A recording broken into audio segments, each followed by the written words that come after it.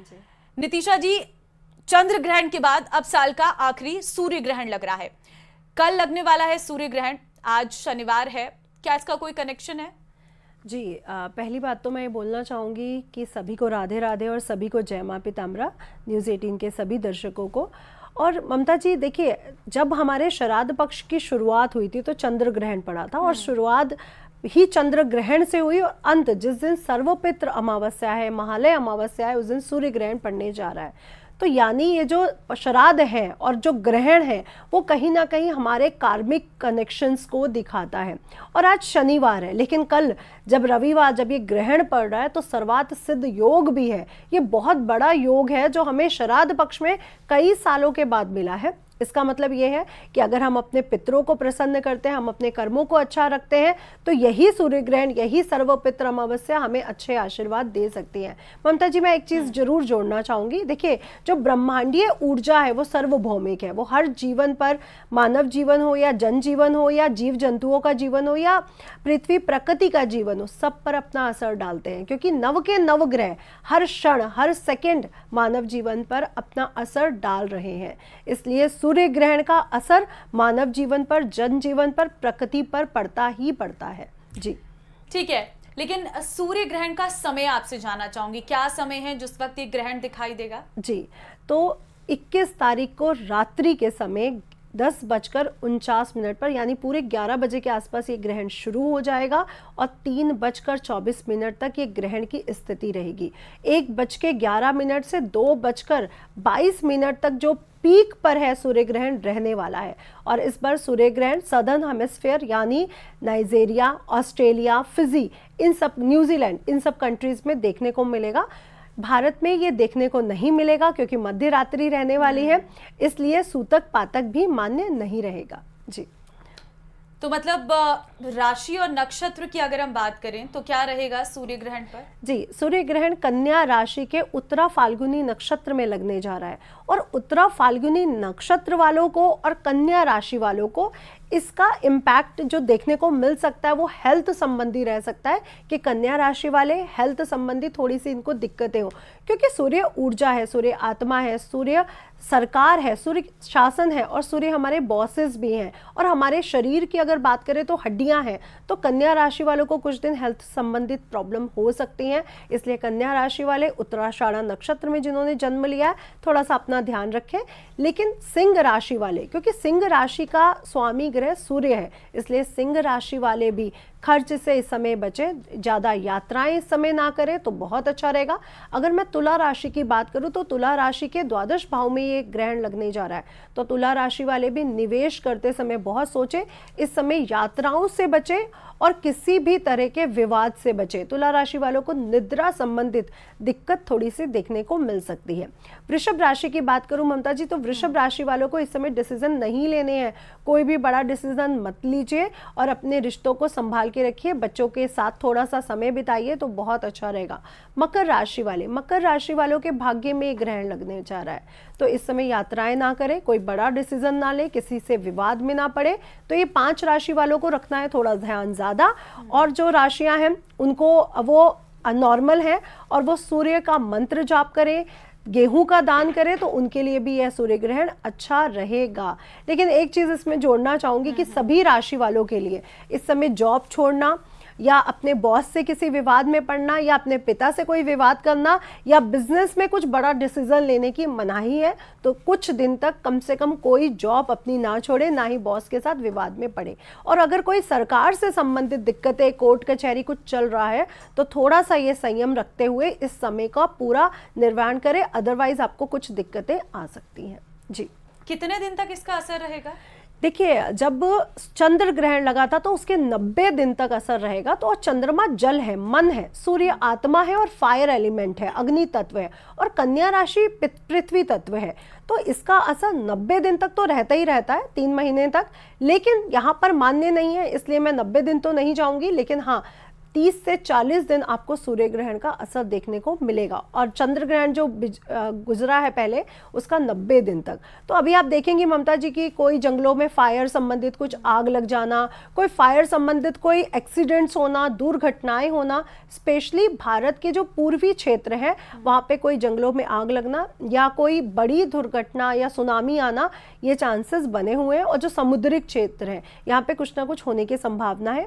और अगर हम सदर्न हेमिस्फीयर की बात करें तो वहाँ के लोगों को भी इस समय फायर से संबंधित कुछ दिक्कतें देखने को मिल सकती है, जैसे गाड़ियों की दुर्घटना हो जाना, एक्सीडेंट्स हो जाना, या जंगलों में आग लग जाना, या फिर अपने घर पर ही गैस से संबंधित आपको इस समय थोड़े से प्रिकॉशंस लेने चाहिए।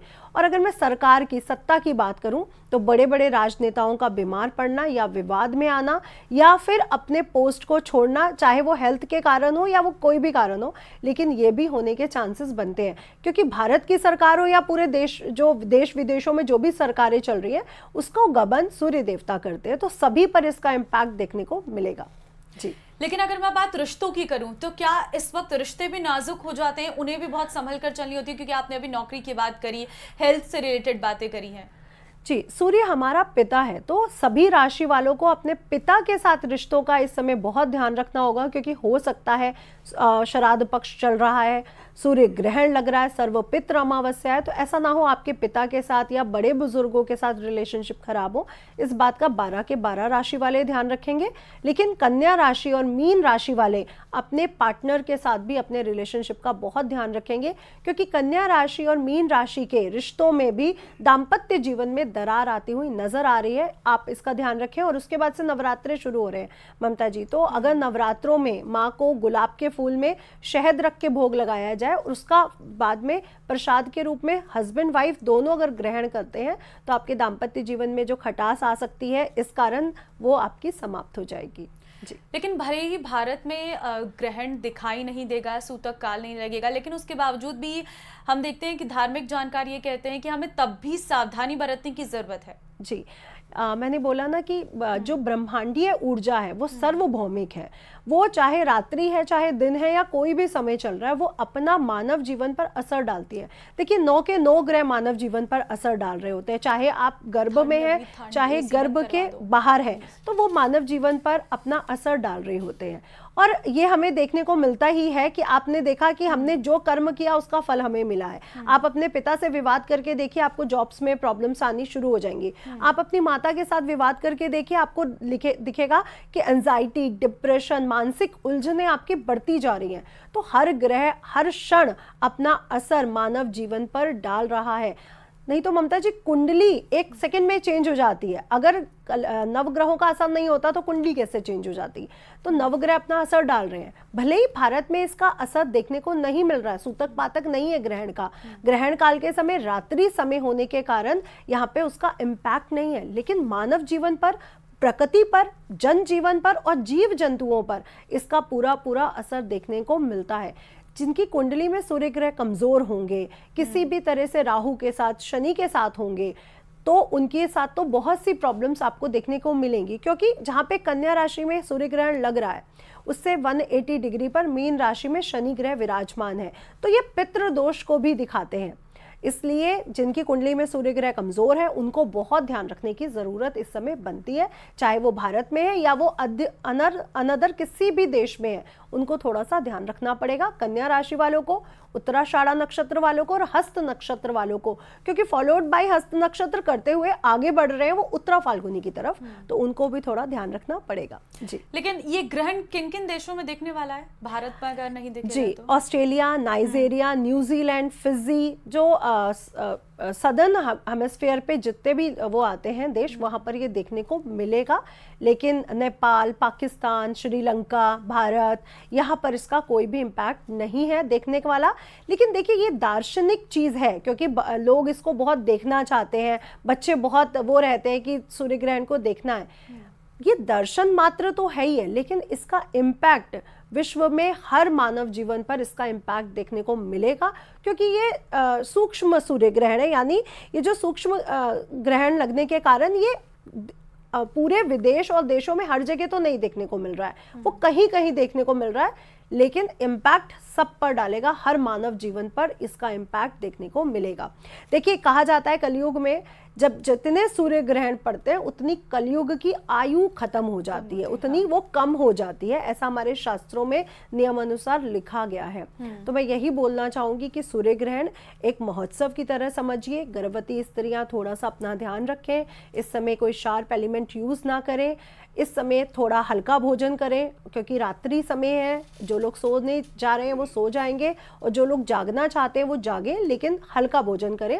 और जो लोग बीमार हैं, वृद्ध हैं, बच्चे हैं, वो लोग भी भोजन कर सकते हैं और अगर सोना चाहे तो सो सकते हैं। ये शास्त्रों में नियमानुसार लिखा गया है और विज्ञान भी यही कहता है कि गर्भवती महिला को ज़्यादा देर भूखा नहीं रहना चाहिए और बुजुर्गों को भी नहीं और बच्चों को भी नहीं।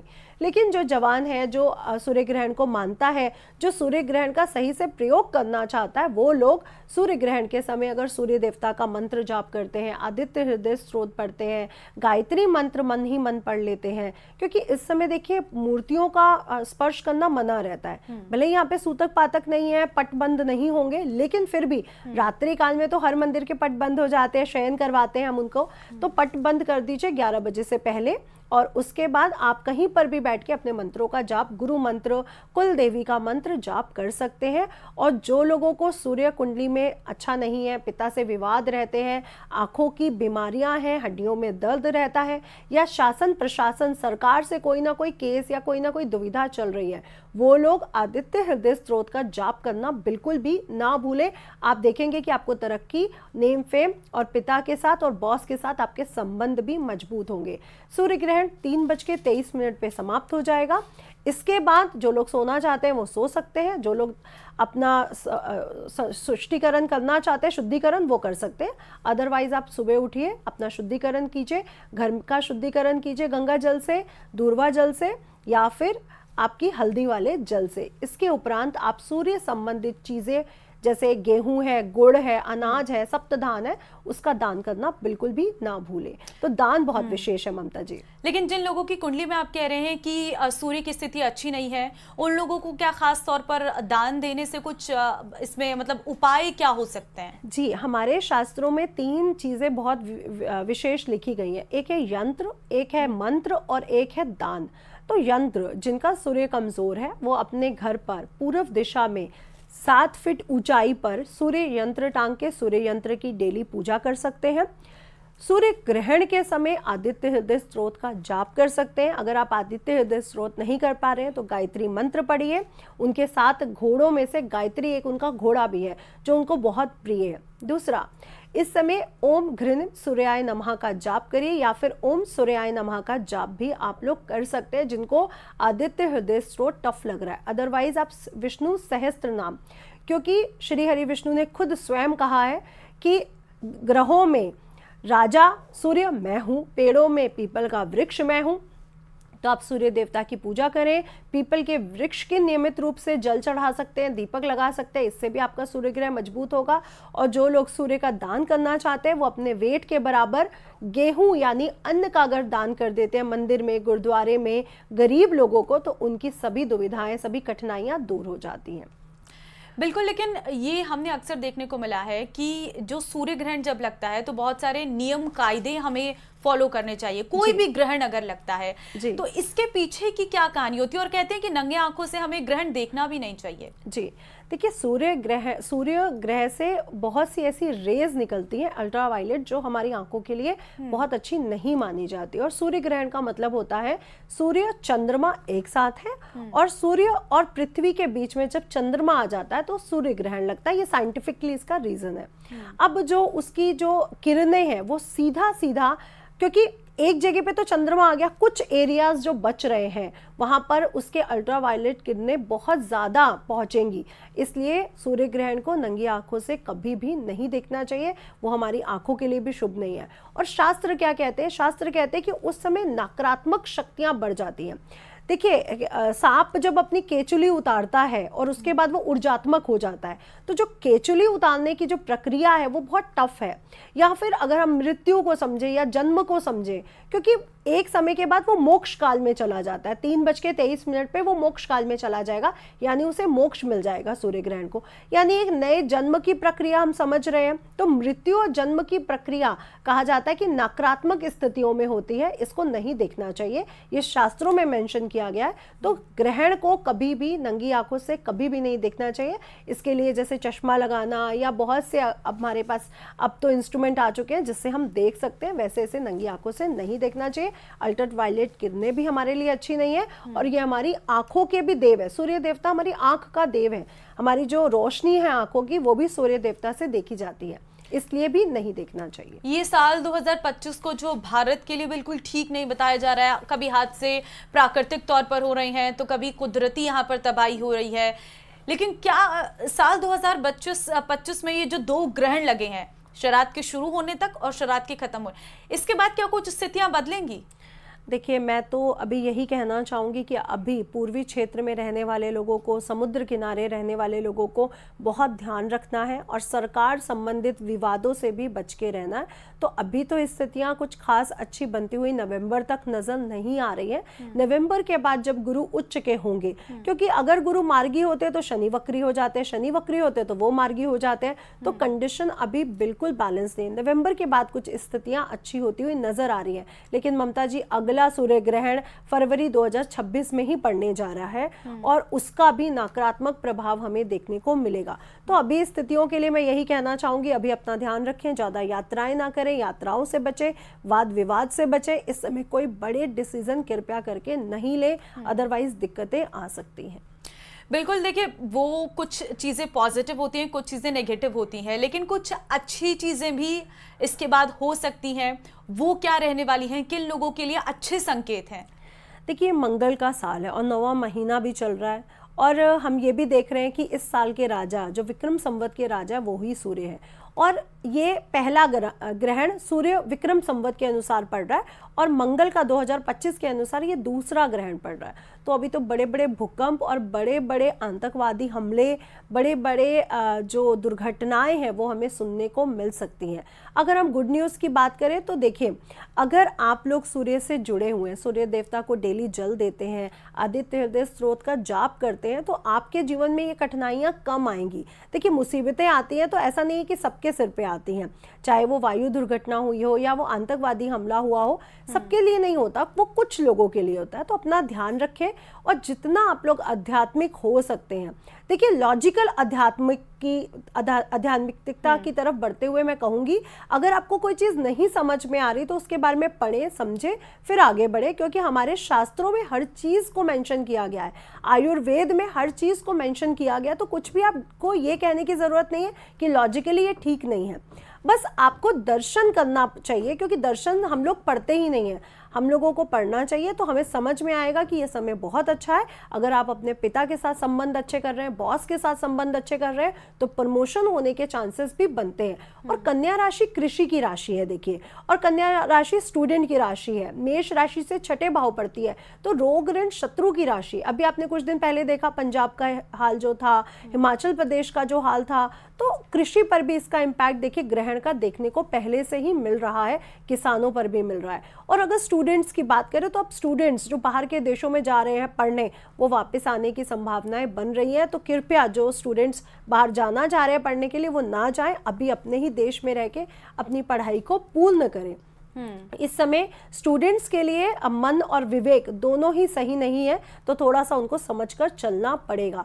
और अगर गुड न्यूज़ की बात करूं तो अगर आप अपने पिता की सेवा कर रहे हैं, सूर्य ग्रहण पर सूर्य देवता के मंत्र जाप कर रहे हैं, सूर्य देवता को डेली जल चढ़ाते हैं, तो आपके जीवन में प्रमोशन या बड़े बड़े जो शुभ परिणाम है वो देखने को जरूर। कुल मिलाकर अगर हम ये देखें तो अगर आप भगवान के प्रति सच्चे भाव से समर्पित हैं तो आपके जीवन में पॉजिटिविटी आएगी, लेकिन अगर आपने इन सब चीजों पर ध्यान नहीं दिया तो कहीं ना कहीं आपके आसपास नकारात्मकता रहेगी। ये कहीं ना कहीं 2025 के लिए सभी ज्योतिष भी कह रहे हैं और कुछ पुरानी हमारी किताबों में भी लिखा हुआ है। जी बिल्कुल।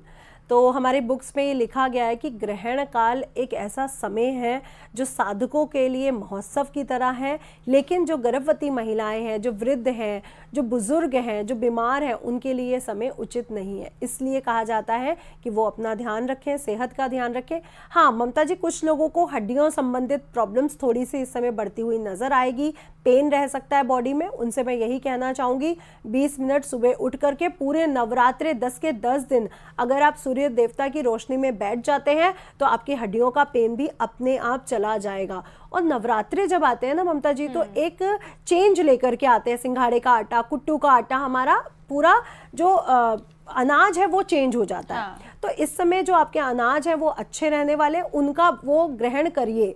ऐसा नहीं है कि सिर्फ गेहूं की रोटी ही आपको अच्छा वो देती है। जो सिंघाड़े का आटा, ये आपको गर्मी प्रदान करता है, तो आने वाली है सर्दियां, उसके लिए तैयार करता है। ये सब हमारे शास्त्रों में मेंशन है। और गर्भवती महिलाएं कृपया अपना ध्यान रखिए, अपनी नाभि पर चंदन का लेप लगाएं, आड़ी टेढ़ी होकर के मत सोइए, कोई भी शार्प एलिमेंट यूज मत करिए। जो भी आपके सास के द्वारा जो भी बताया जा रहा है उसका पूरा ध्यान रखिए। और बहुत टाइट कपड़े मत पहनिए, ढीले ढाले कपड़े पहनिए, ताकि गर्भ में जो शिशु है वो कहीं पर भी विचलित ना हो। क्योंकि ग्रहण काल के समय बच्चा जो गर्भ में है उस पर पूरी ऊर्जा यानी सूर्य का पूरा प्रभाव है। बच्चा जब हो जाता है तो चंद्रमा का प्रभाव होता है, जब तक बच्चा गर्भ में है सूर्य का प्रभाव है। इसलिए बच्चे का ध्यान रखना बहुत जरूरी है।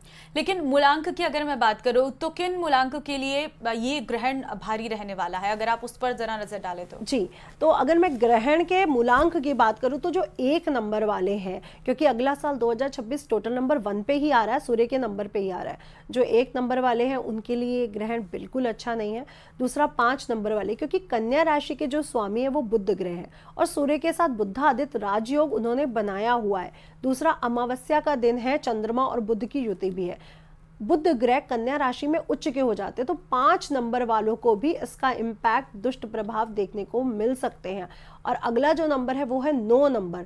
9 नंबर वाले भी इस समय विचलित रह सकते हैं और जल्दबाजी में डिसीजन लेकर बहुत बड़ी गलती कर सकते हैं। जो बहुत ज्यादा ध्यान रखना है वो रखना है 1, 5 और 9 को। और जो लोग बहुत अच्छी कंडीशन में है वो है 2 नंबर, चंद्रमा का नंबर। दूसरा है आपका 4 नंबर, राहु का नंबर, और 8 नंबर और 7 नंबर। ये 4 नंबर वाले इस समय कोई भी ज़्यादा बड़ी मुश्किलों में नहीं पड़ने वाले हैं।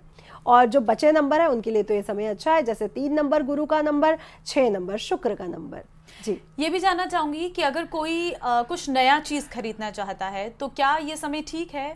नहीं, जिस दिन सर्व पितृ अमावस्या है, महालय अमावस्या है, वो दिन शांति का प्रतीक है। उस दिन अपने घर में शांति रखिए, अपने पितरों को विदा करिए। इस दिन कोई भी नई चीज नहीं खरीदी जानी चाहिए। हाँ, सर्वार्थ सिद्ध योग तो है, बट कृपया नई चीज को मत खरीदिए। दूसरा, जो लोग नवरात्रे की शुरुआत के लिए पहले से ही सामान ले आते हैं अमावस्या वाले दिन भी, उनके लिए भी मनाही रहेगी कि इस बार आप अमावस्या पर कोई भी सामान नहीं लाओगे।